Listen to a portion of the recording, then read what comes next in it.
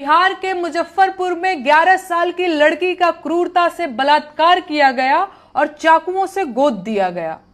अंतिम सांसें ले रही लड़की की एम्बुलेंस पटना के सबसे बड़े सरकारी हॉस्पिटल पीएमसीएच के बाहर करीब 4 घंटों तक इसलिए खड़ी रही क्योंकि हॉस्पिटल में बेड नहीं था और कल वो लड़की मर गई।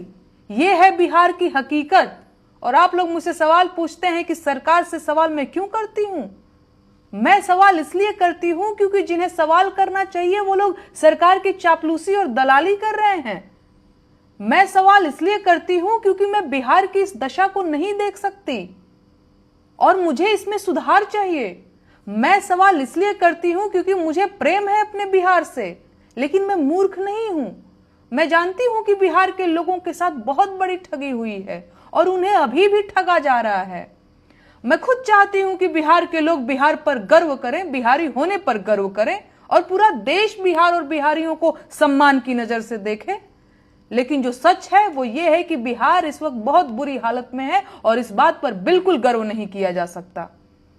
हर वो आदमी बिहार को ठग रहा है जो बिहार वालों को बिहारी होने पर गर्व करने के लिए कह रहा है। अरे किस बात पर गर्व करना है भाई आपको? बढ़ते अपराधों पर या भयंकर बेरोजगारी पर, गिरते पुलों पर या बर्बाद हो चुकी शिक्षा व्यवस्था पर? किस बात पर? मुजफ्फरपुर की एक लड़की बलात्कार के बाद चाकुओं से गोद डाली गई और उसे इलाज के लिए पटना आना पड़ा। बिहार की कानून व्यवस्था का हाल तो पूरी दुनिया जानती है, पर क्या यह सवाल नहीं पूछा जाना चाहिए कि मुजफ्फरपुर में अच्छा अस्पताल क्यों नहीं है?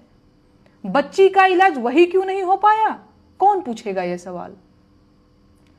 मीडिया तो सरकारों की चापलूसी और कराची पर मिसाइल दागने में व्यस्त है और आम जनता मोदी जी की चुनावी रैलियों में जाकर दिहाड़ी कमा रही है, मंच पर खड़े मोदी जी का पराक्रम सुन रही है, मोदी जी की नसों में सिंदूर बह रहा है और आम जनता बिरयानी पैकेट के इंतजार में सारी बकवास सुनती जा रही है। तो मुझे बताइए अब क्या किया जाए?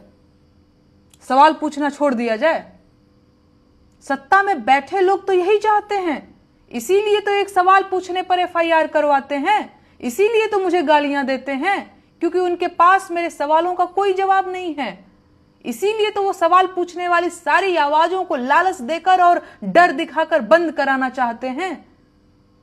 मुझे बताइए, मोदी जी की नसों में सिंदूर बहने से बिहार की स्वास्थ्य व्यवस्था कैसे ठीक होगी?